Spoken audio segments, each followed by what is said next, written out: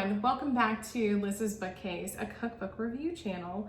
Thanks for tuning in. Today is very exciting. We have a couple of things to do. We are sadly saying goodbye to our beautiful Filidia cookbook, and it will be missed. And we are doing our reveal of our cookbook for the month of February, and I'm doing a giveaway for the Felidia cookbook, so let's see who won. The first thing we're going to do today, though, is see the final recipe that I made from the Felidia cookbook, which is the whole wheat and walnut focaccia. Let's see how that process goes.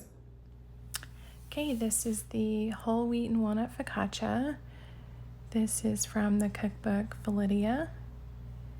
I am adding the yeast to the really hot water there. It's between 90 and 110 degrees. And next I'm going to start adding my dry ingredients together.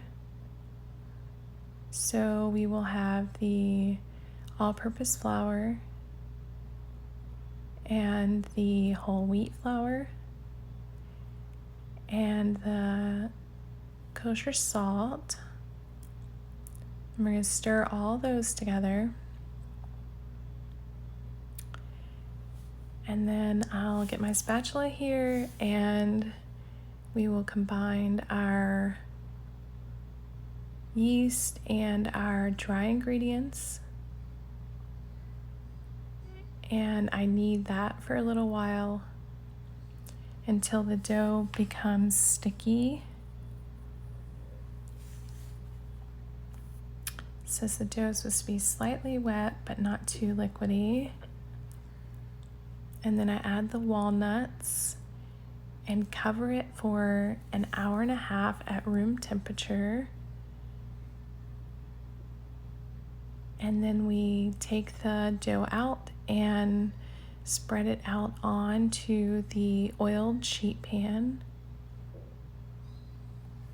And then we are going to press some dimples in the dough.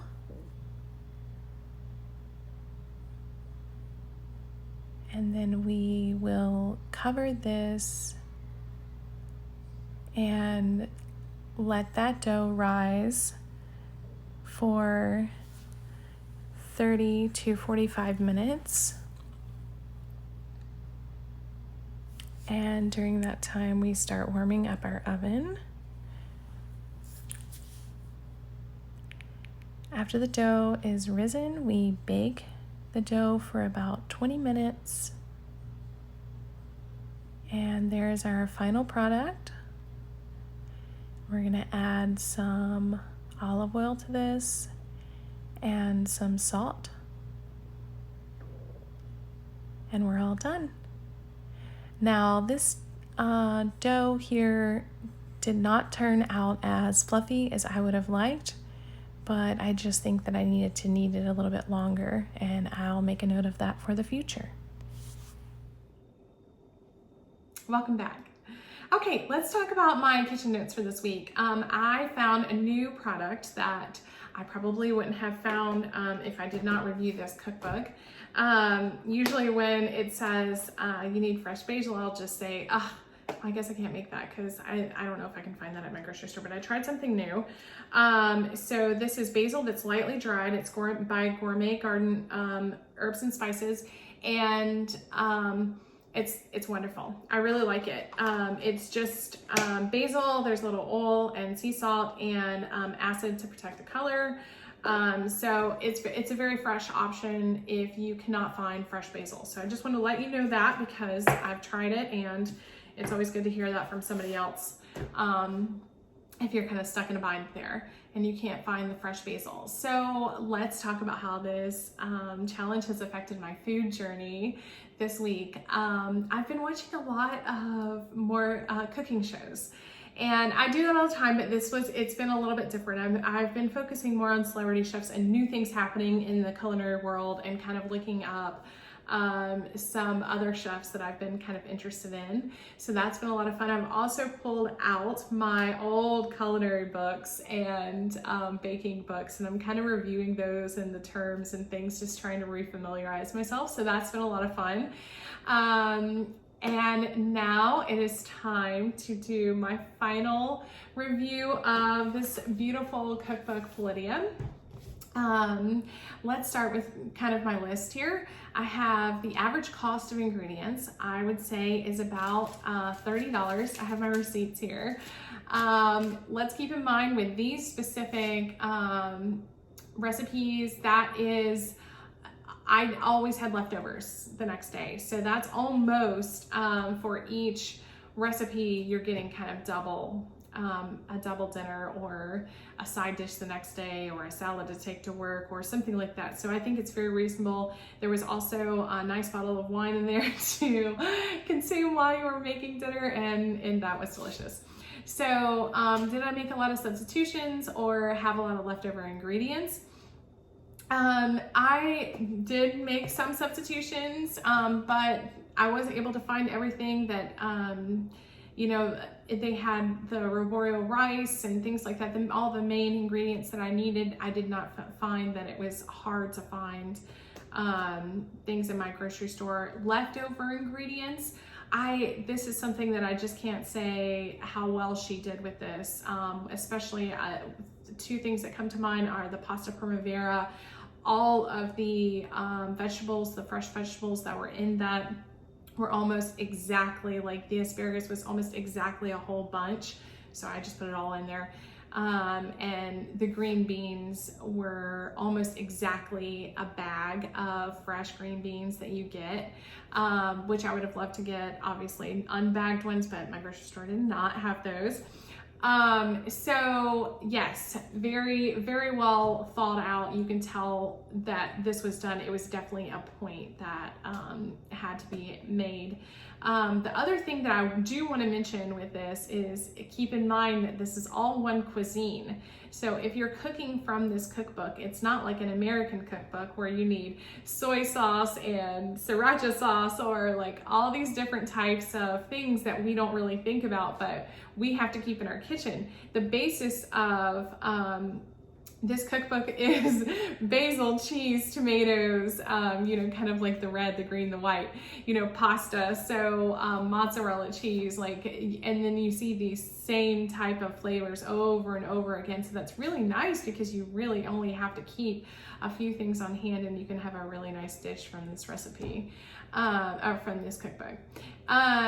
Were the instructions easy to follow and true? Yes. Absolutely. Now, the only thing that I would mention with this is the serving sizes in here are not listed. So it was always kind of a surprise. It was the salad turned out to be a lot of salad. And I would say it would feed about like 6 people versus I would have kind of preferred maybe like a 4-person sized salad. But it's great if you're cooking for guests, or it was wonderful to have for lunch the next day, and for dinner. But the cooking temperatures and the times in here that are given were right on target, like when to add things to the pasta primavera sauce or the mustard sauce that I made with the salmon. Everything flowed really nicely. And let's talk about my final review of this, of these, I should say, chefs, because it's definitely a collaboration here, and information that I have discovered about them throughout this month. Wow. Lidia Bastianich is a busy lady. I think I mentioned in the intro to this cookbook, she has about 14 other cookbooks that you can find her, just like I found 2 of those. It was the last 2 at my local bookstore that she had written before this. And all of her recipes look consistently amazing. She's been on PBS forever. She owns her own network or production company. So, and restaurants. She has like 6 restaurants that you can find her at in major cities. So she is a very busy lady and has been doing this for a long time. So I think that's also something to keep in mind. Some of us might be finding recipes that are on the internet, things like that, or they're given to us from our friends. But I really do, I think we need to not be afraid to trust these people because they know what they're doing. And in the beginning, they even say for the cook at home or things like that, they're taking into consideration that this is for us to be able to use in our home. So that's really an amazing thing, but also at the same time, bringing the shake up that we need of new flavors and finding those fresh ingredients. So that's wonderful. It was just, I can't say what an amazing journey this has been. Okay, what did my family think? They loved it for the most part. I do want to mention with almost everything, I put things on the side for my kids, like the salmon with the mustard sauce. I put the mustard sauce on the side so they can kind of dip it and then give me their feedback, which is sometimes really not, I don't want to hear about it, really. I just eat your dinner, please. Anyway, no, they generally really liked everything from here. I think that it's always wonderful, whether they like it or not, to introduce new flavors because their little palates are always changing. And that's what I loved about it, is just having something new on my table that I could say, oh, you know, mom tried this new thing or whatever. I think that's good for them, an important thing for them to see too. So is this cookbook, Liz's bookcase, approved? Absolutely. I love it. And I'm looking forward to, there's many other recipes in here that I can't wait to try out. Bolognese sauce and all kind of things. So also want to, it's time now for our giveaway of this cookbook. Thank you all who are following me. It was hard for me to make this decision right away because I've had a couple of really strong followers, and I really, really appreciate you all, and you will all have a chance to win, so don't give up. But this month we're going to give the cookbook to Love of Three Beauties, who is a subscriber on my YouTube channel. Thank you for that subscription and for your constant support. Message me and I will get this cookbook to you. Find out what book we're cooking from next week or next month. It is going to be, let's see, Mr. Bobby Flay. I'm sure you've all heard of him. This is Bobby at Home. Fearless flavors from my kitchen. He is known for his flavors, so it's going to be very exciting. So don't forget to like and subscribe to my channel so that you can follow along this process. Order this cookbook and let me know if you're going to cook along with me. It's going to be a lot of fun. Follow me on Instagram and Facebook and Twitter to find out when I pick up these recipes or how my week's going with my progress with this new cookbook.